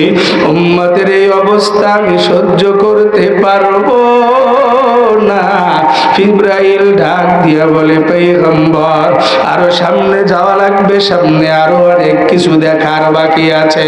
আল্লাহর নবী সামনে যায় দেখে বড় আগুনের কূপ, তার ভিতরে কিছু যুবক যুবতী, কিছু বৃদ্ধ আর বৃদ্ধা হাবুডুবু খায়। সাঁতরায়া কিনারে আসার জন্য সাঁতার কাটিয়া কিনারে হাজির হয়। ফেরেশতারা পাথর দিয়ে আঘাত করার পর ওই নাফরমান সিটা মেরে আবার মাঝখানে হাজির হয়ে যায়। জিবরাইলকে নবী ডাক দিয়ে বলে, পয়গম্বর, আর কি জমিনে শাস্তি দেখা লাগবে? দয়ার নবী ডাক দিয়ে বলে, আর সহ্য করতে পারবো না। বাইজিদ বুস্তামি রহমাতুল্লাহি আলাইহি ডাক দিয়া বলে, রে মা, জমিনে ওই আগুনের কূপের ভিতরে যাদেরকে ফেলাইছে, যারা ওই যুবক যুবতী জমিনে বিবাহ শাদী করে নাই, জমিনে প্রেম প্রীতি করিয়া অবৈধ সম্পর্ক করেছে, আবার জমিনে বিবাহ শাদী করার পর পরকীয়ায় লিপ্ত হয় নাফরমানি করেছে, ওই নাফরমান গুলাকে জাহান্নামের আগুনের ভিতরে ফেলাইয়া দিছে। ওদের শরীর থেকে আড্ডি আলাদা হয়ে যায়, গোস্ত থেকে হাড্ডি আলাদা হয়ে যায়, আবার মাওলা সুস্থ করিয়া দেয়, আবার আগুনে পুড়ে পুরা শরীর ঝলসে যায়। আল্লাহর বান্দি হাউমাউ করে কান্দে আর বলে, ওগো আল্লাহর ওলি, এই জমিনে আমি তো বড় অন্যায় করে ফেলেছি, আমাকে মাফ করানোর ব্যবস্থা করিয়া দেন, আমি আর জিন্দেগিতে গুনাহ করব না, আমাকে তওবা করায়া দেন। আমার মাওলা কি জমিনে আমাকে মাফ করবে কিনা বলিয়া দেন। বাইজিদ বুস্তামি ডাক দিয়ে বলে, হ্যাঁ, এই জমিনে মাওলা ওয়াদা করেছেন, লা তাকনাতু মির রাহমাতিল্লাহ। হে বান্দা, পাহাড় সমপরিমাণ গুনাহ করে ফেলেছ, সাগর সমুদ্রের ফেনা সমপরিমাণ গুনাহ হয়েছে, আমি আল্লাহকে শুধু একবার আল্লাহ বলিয়া ডাক দাও, আমি আল্লাহ তোর জিন্দেগির গুনাহ মাফ করে দিব। বাইজিদ বুস্তামি যখন এই কথাগুলো বলতে লাগলেন, ঐতিহাসিক গুণ লেখেন, আল্লাহর বান্দি ফুফায়া ফুফায়া কান্দে আর ডাক দিয়া বলে, আল্লাহ, এই জমিনে আমি বুঝি নাই, শয়তানের ধোঁকায় পড়ে, নফসের তাড়নায় পড়ে জিনা করে ফেলেছি, ওগো আল্লাহ মাফ করিয়া দেন। বাইজিদ বুস্তামিকে জিজ্ঞাসা করে, ওগো আল্লাহর ওলি, এমন কোন ঘটনা আসেনি যাদেরকে জিনার কারণে মাওলা মাফ করেছে? আমার একটু শুনায়া দেন। বাইজিদ বুস্তামি ডাক দিয়া বলেন, দয়ার নবী, মায়ার নবী হাদিস বলেছেন, কুল্লু উম্মাতুল বানি আদম খাত্তাউন ওয়া খায়রুল খাত্তাইন আত-তাওয়াবুন। প্রতিটা আমার উম্মতের ভিতরে চারাই হলো সবথেকে বড় দামি, যারা খাস দিলে তওবা করিয়া যাবে। বাইজিদ বুস্তামি বলে, ও যুবক ভাই, ও বৃদ্ধ বাবাজি, ও পর্দার আড়ালের আম্মা জান, ও কলিজার টুকরা বোনেরা, সবার পায়ে হাত রাখিয়া বলিয়া থুইয়া যাই রে গোলাম, দিলের কান দিয়া আমলের নিয়তে শুনিয়া নাও, জমিনে কত অন্যায় করে ফেলেছি, চোখের দ্বারা জেনা করলাম, জবানের দ্বারা জেনা করলাম, হাতের দ্বারা জেনা হয়ে গেল, কত নাফরমানি জমিনে করি, মাওলার ভয় অন্তরে ঢোকে না।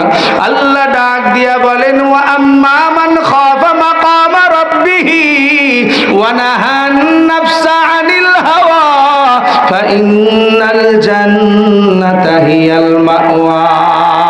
আল্লাহ বলেন, হে জমিনের গোলাম, দুইটা গুণের অধিকারী হও।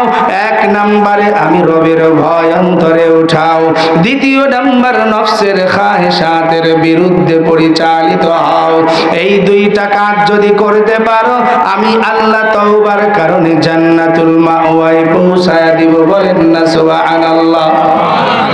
আল্লাহর বান্দা বাইজিদ বুস্তামি বলে, ও মা, তাহলে এই ঘটনা শুনে তুমি কি তওবা করবা? বলে, হ্যাঁ, আমাকে একটু শুনায়া দাও। আল্লাহর নবীর ওই ওয়াকিয়া তিনি হাদিস বর্ণনা করতে লাগলেন। দয়ার নবী মসজিদে নববীতে বসা জিনাকারের শাস্তি সম্পর্কে বয়ান করেছেন। এক আল্লাহর বান্দি দৌড়ায় এসে নবীর সামনে ডাক দিয়ে বলে, পয়গম্বর, আমি নফসের তাড়নায় পড়েছি, শয়তানের ধোঁকায় পড়ে একজনের সঙ্গে জিনা করেছি রে নবী, আমার পেটের ভিতরে অবৈধ সম্পদ। বুখারী তিরমিজির সহিহ বর্ণনায় হাদিসের ঘটনা আসছে। আল্লাহ তাবারক ওয়া তাআলার নবী ওই নারীর থেকে চেহারা ডান দিকে ঘুরায়া দিলেন। আল্লাহর বান্দি আবার ঘুরে সামনে গিয়া বলে, পয়গম্বর, আমি সত্যি জিনা করেছি, তওবা করায়া দেন। আল্লাহর নবী আবার বাম দিকে চেহারা ঘুরায়া নিলেন। আল্লাহর বান্দি আবার নবীর সামনে গিয়া দাঁড়াইলেন। নবী তিনবার শোনার পর ডাক দিয়া বলে, রে আল্লাহর বান্দি, যাও, বাড়ি যাও, আমি খোঁজ খবর নিব, তারপরে তোমার বিচার করব। সাহাবায়ে কেরামদেরকে ডাক দিলেন, কমিটি গঠন করে বলে দিলেন, ভালো করে খোঁজ খবর নাও, আসলেই কি সে জিনা করেছে নাকি তার মাথায় ডিস্টার্ব হয়েছে। আল্লাহর নবীর সাহাবীরা চলে গেলেন, খবর নিয়ে 3 দিন পর বলে, পয়গম্বর, আসলেই নফসের তাড়নায় পড়ে গুনাহ করে ফেলেছে। দয়ার নবীর চোখের থেকে পানি গড়ায়া জমিনে পড়তে আরম্ভ করেছে। আল্লাহর বান্দি সামনে এসে হাজির। ও পয়গম্বর, আমি বুঝি না, আমি অনুতপ্ত হয়েছি, তওবার ব্যবস্থা করিয়া দেন। দয়ার নবী ডাক দিয়া বলে, রে আল্লাহর বান্দি, জমিনে তুমি অন্যায় করেছো, কিন্তু তোমার পেটের সন্তান তো অন্যায় করে নাই। আগে যাও যাও, পেটের সন্তান জমিনে আসার পর তুমি আমার সঙ্গে সাক্ষাৎ করো বা তওবার ব্যবস্থা করে দিব। আল্লাহর বান্দি বলে, ইয়া রাসূলুল্লাহ, এর ভিতরে যদি আমার মওত হয়ে যায়, বিনা তওবায় যদি মারা যায়, ওই জাহান্নামের আগুন সহ্য করতে পারবো না। দয়ার নবী তার জন্য দোয়া করিয়া বললেন, হে আল্লাহর বান্দি, যাও যাও তওবা করতে থাকো। আল্লাহর বান্দি চলে গেলেন। সন্তান ভূমিষ্ঠ হওয়ার 5 দিনের মাথায় চাদরের ভিতরে পেঁচায়া নবীর সামনে হাজির। ও পয়গম্বর, এই দেখেন সন্তান জমিনে চলে আসছে, আমাকে তওবা করায়া দেন। আল্লাহর নবীর উম্মতের দল, ও পর্দার আড়ালের মা, আজকে জমিনে কত নারী আছো, বুকের স্তরের দুধ সন্তানকে খাওয়াও না। তুমি মা বড় জালিম, সন্তানের সঙ্গে তুমি হক আদায় করো নাই। আল্লাহর নবী কি বলে শোনো।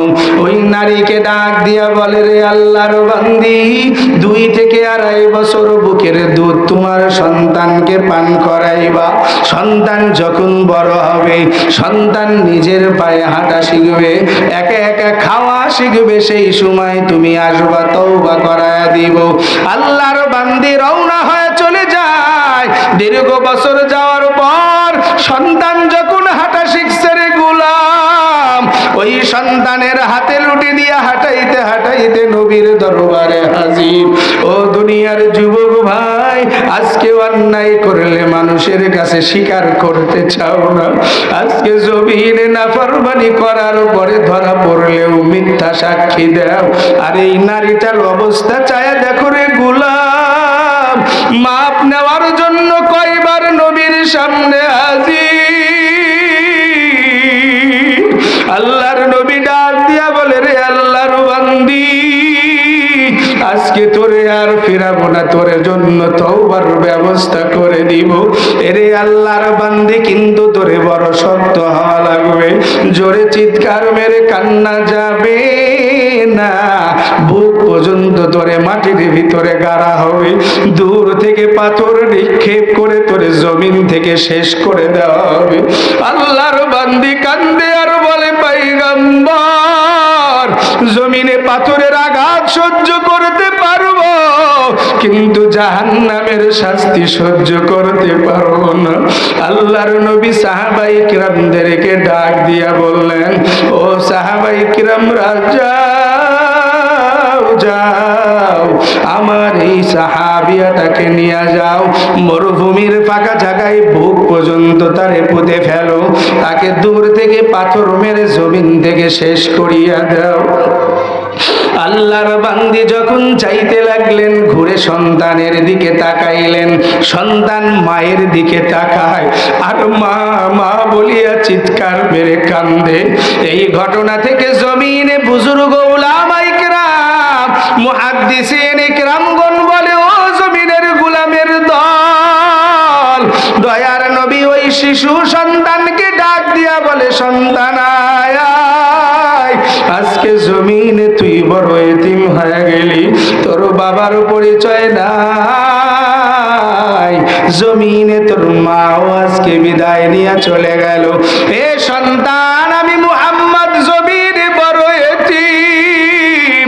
দয়ার নবী ডাক দিয়া বলে, সন্তান, তোর মতো ছোট্ট যখন জমিনে আমি ছিলাম, বিকাল বেলায় সব বন্ধুদের বাবাগুলো বাবার কোলে উঠে বাড়ি যায়, আমি মুহাম্মদ টিলার উপরে বসিয়া রইছি, পথের দিকে চাইয়া রইছি, আমার বাবাই কেন আসে না? সব বন্ধুদের বাবারা বাবার কাঁধে উঠে বাড়ি যায়, আমার বাবা কি জমিনে আমাকে নেওয়ার জন্য আসবে না? দয়ার নবী ডাক দিয়ে বলে, সন্তান, আমি বসে বসে কাঁদতেছি। আমার মা দূর থেকে দৌড়ায় এসে বলে, বাবা, তোরে কোথাও তালাশ করে পাই না, এখানে বসে বসে কেন কান্দো? নবী ডাক দিয়া বলে, মা, সব বন্ধুদের বাবারা এসে কাঁধে করে রওনা হয়, বাবাই কই, আমার বাবার কোলে উঠতে বড় মনে চায়। আমেনা চোখের ভিতরে পানি ধরে রাখতে পারে না। আল্লাহর বান্দি ডাক দিয়া বলে, রে শোনা আমার, এই জমিনে তোর বাবা নাই, সিরিয়ার জমিনে ব্যবসা করতে গিয়া জমিন থেকে বিদায় নিয়ে চলে গেছে। আল্লাহর বান্দা মুহাম্মাদুর রাসূলুল্লাহ সাল্লাল্লাহু আলাইহি ওয়াসাল্লাম ডাক দিয়া বলে, মা বাবার কবরের কিনারায় আবার নিয়ে চলো। আমেনা সন্তানকে কোলে নিয়ে আব্দুল মুত্তালিবের কাছে হাজির। ও আব্বা জান, আপনার মুহাম্মদ নাতিটাকে বুঝায়া দেন, আপনার সন্তান আব্দুল্লাহর কবরের কাছে যেতে চায়। আব্দুল মুত্তালিব এক বান্দি কিবতিয়াকে ডাক দিলেন।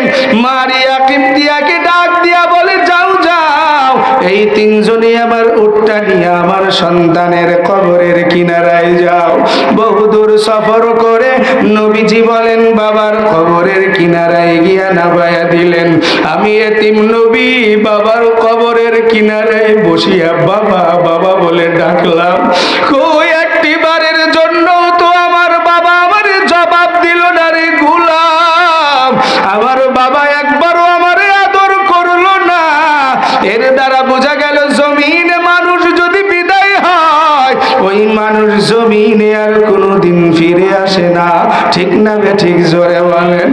এর নবীর আশিক উম্মতের দল, দিলটাকে নরম করিয়া চোখটাকে পানি এনে বুঝাও, এই জমিন ক্ষণস্থায়ী জিন্দেগি থাকা যাবে না। এ পর্দার আড়ালের মা, জমিনে বুঝ পয়দা করে তারপরে যাওয়া লাগবে। নবী মুহাম্মাদুর রাসূলুল্লাহ সাল্লাল্লাহু আলাইহি ওয়াসাল্লাম বাবার কবরে কাঁদতে কাঁদতে পাগল হয়ে যায়। আমেনা ডাক দিয়া বুটের পিঠে নিয়ে রওনা করলেন। কিছু দূর আসার পর মা জননীর পেটের ভিতরে ব্যথা শুরু হয়ে গেল। আমেনা জমিনে শুয়ে পড়লেন, সন্তানকে বুকে জড়ায় নিয়ে বলে, রে বাবা, আমার বুঝি জমিনে হায়াত শেষ হয়ে গেছে। এই জমিনে আমি আর বাঁচব না।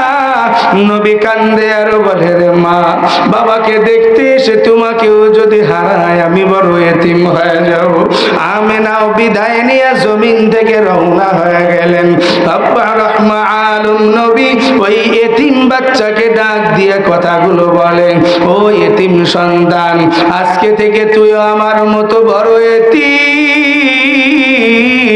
ও সাহাবায়ে কেরামরা তার খবর নিবা, তাকে আদর আপ্যায়ন করবা, তার যা লাগবে সব কিছুর ব্যবস্থা করিয়া দিবা। এর বিনিময় হাসরের ময়দান আমি রাসূল ওয়াদা দিলাম, যারা এতিমদেরকে ভালোবাসবে, এতিমদের খোঁজ খবর নিয়ে অর্থ করে ধন সম্পদ ব্যয় করবে, আমি ওয়াদা দিয়া দিলাম ওই এতিমদের ওসিলায় হাসরের ময়দানে আমি নবী সুপারিশ করে জান্নাতে পৌঁছায়া দিব। এর নবীর আশিক উম্মতের দল, ওই আল্লাহর বান্দি তখন ডাক দিয়া বলে, ও বাইজিদ বুস্তাবি, এই জমিনে ওই নারীটার কি অবস্থা হইল শুনায়া দেন।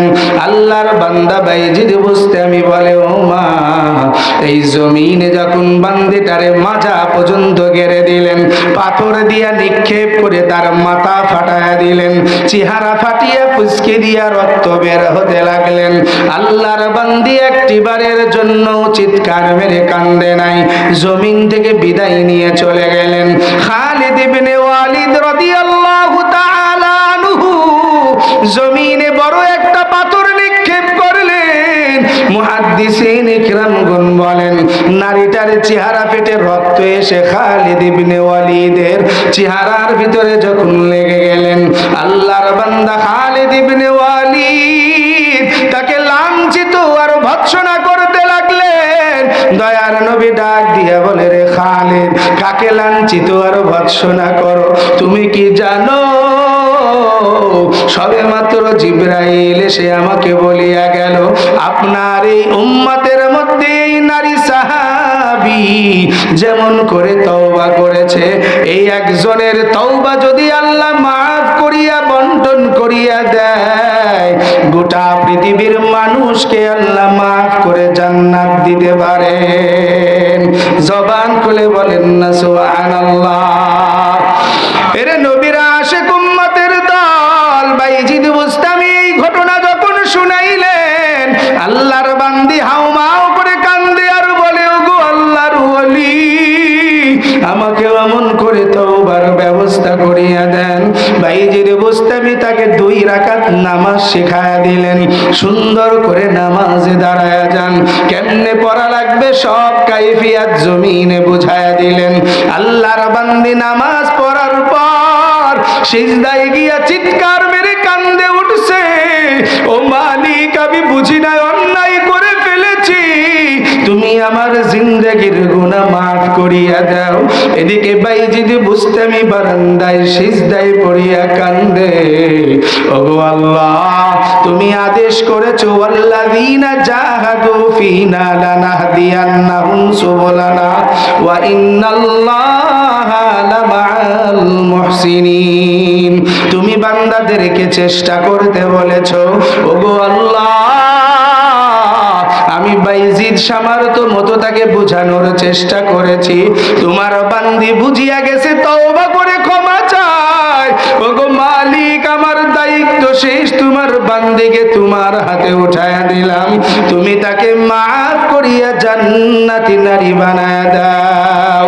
বাইজিদ বুস্তামি বলেন, ওই দিন থেকে ওই নারী বিনা কারণে ঘর থেকে আর বের হয় না, সব সময় পর্দা পুশিদায় থাকে, 5 ওয়াক্ত নামাজি কোরআন পড়নেওয়ালা হয়ে গেছে, মওত পর্যন্ত জমিনে তার ছায়া আর কেউ দেখে নাই। জবান খুলে বলেন আল্লাহু আকবার। হে খোদা দয়াময় রব্বুল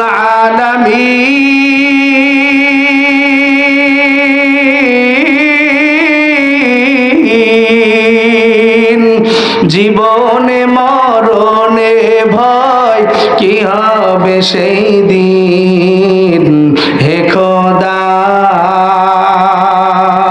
হে খোদা দয়াময় রব্বুল আলামিন,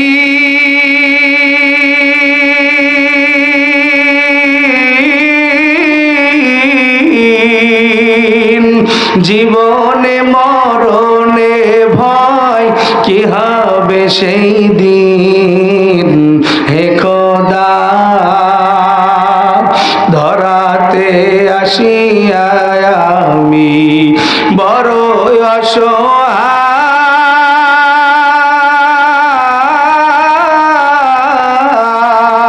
অসহায়, এহ কালের মায়া জালে ব্যস্ত যে সবাই,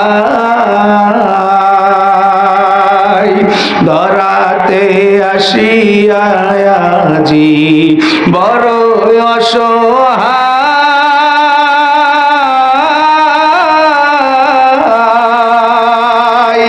এহ কালের মায়া জানে ব্যস্ত যে সবাই,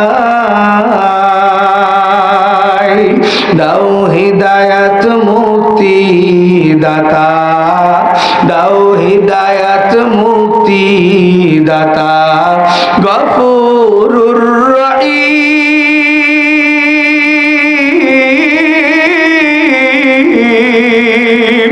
জীবনে মরণে ভয় কি হবে সেই দিন, হে খোদা, হে খোদা দয়াময় রব্বুল আলামিন, জীবনে মরণে ভয় কি হবে সেই দিন, হে খোদা। হে ইমানদার মুসলমান, আল্লাহর গোলাম, এই জন্য পায়ে হাত রাখিয়া বলিয়া থুয়ে গেলাম, আল্লাহ বলেছেন, বান্দা বান্দি চেষ্টা করো, আমি মাওলা মাফ করিয়া দিব। হে কান্দাইল দক্ষিণ পাড়ার মানুষদেরকে উদাত্ত আহ্বান করি, এই ফুরকানিয়া মাদ্রাসাকে আঁকড়ে ধরিয়া নেন, মাদ্রাসাকে বড় করার জন্য চেষ্টা করেন। এর পর্দার আড়ালের আম্মা জানেরা সন্তানদেরকে দ্বীনের শিক্ষায় শিক্ষিত বানায় নেন। স্বামী সন্তান আপনজনদেরকে দিনদার বানায় নেন। সন্তান বড় হয়ে গেছে, বুজুর্গ উলামা ইকরামের সোহবতে পাঠায় দেন। স্বামী নামাজ পড়ে না, পর্দা করে না, নামাজ ইবাদত বন্দেগী করে না, এই জমিনে হক্কানি দাওয়াত তাবলীগ বুজুর্গদের সাথে পাঠায় দেন, হক্কানি পীর মাশায়েখের কাছে পাঠায় দেন। এই জমিনে চরমনের ময়দানে কত মানুষ গুনাহ করতে করতে হাজির হয়ে গেল, মদের বোতল হাতে নিয়ে ময়দানে হাজির। শায়েখদের বয়ান শুনে মাওলার জিকির, আল্লাহ ওয়ালাদের সোহবতে যাওয়ার পর মদের বোতল ফেলায়া দিয়েছে, প্যান্ট শার্ট ফেলায়া দিয়ে জুব্বা পরিধান করে ফেলেছে, চেহারায় দাড়ি ছিল না। আজকে জমিনে শায়েখদের বয়ান শুনে দাড়ি রেখে পর্দা করে জমিনে বুজুর্গ হয়ে গেছে। এ জমিনের গোলাম, বৎসরে 2টা মাহফিল, সামনেই একটা মাহফিল শুরু হয়ে যাবে। আবার ফেব্রুয়ারিতে বড় মাহফিলের ব্যবস্থা। দাওয়াত দিয়ে গেলাম, চরমনার ময়দানে চলিয়া যাইবারে বাবা। এই যে শ্রমিক ভাইদের দিকে তাকায়া দেখো গোলাম, এরা তো তোমাদের এলাকারই মানুষ, এরা কোনো আলেম নয়, কিছু নয়, জমিনে সোহবতে আহলুল্লাহর কারণে তাদের পরিবর্তন। ঠিক না বে ঠিক? জোরে বলেন। এই ভাইদেরকে যদি বলেন ভাই 1 লক্ষ টাকা দেব, তুমি দাড়িটা কাটিয়ে ফেলো, আমার বিশ্বাস খোদার কসম তারা দাড়িতে খুর লাগাবে না। ঠিক না বে ঠিক? জোরে বলেন। কেননা নাফরমান যারা খুর লাগায়, দয়ার নবী সেই জায়গায় বসিয়া বলে, করলি কি রে করলি কি, বিনা দোষে আমি নবীর গলায় ছুরি লাগাইলি। এরে নাফরমানের দল, যারা দাড়ি শেভ করো, যারা ছোট করিয়া রাখছো, খোদার কসম নবীর সুপারিশ পাইতে পারবা না। নবী ডাক দিয়া বলবে, সোহকান সোহকান লিমান গায়্যারা মিন বাদি। নবী যখন তারায়া দিবে, তোমার কোনো বাবার ক্ষমতা নাই, কোনো নেতার ক্ষমতা নাই, কোনো পীরেরও ক্ষমতা নাই, কোনো আলেমেরও ক্ষমতা নাই, নবীর সামনে সুপারিশ করে জান্নাতে নিবে। ঠিক না বেঠিক?